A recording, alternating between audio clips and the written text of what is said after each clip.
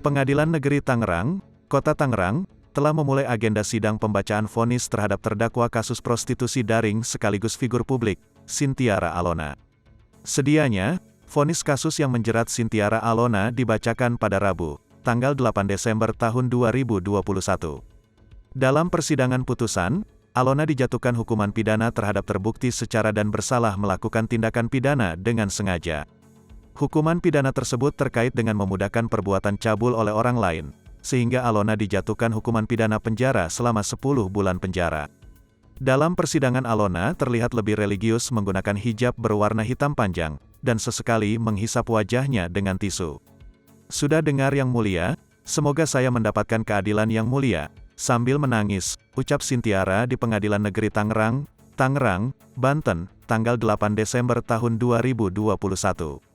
Sebelumnya Alona, Da dan AA terjerat kasus prostitusi anak. Ketiganya ditangkap kepolisian pada tanggal 16 Maret tahun 2021.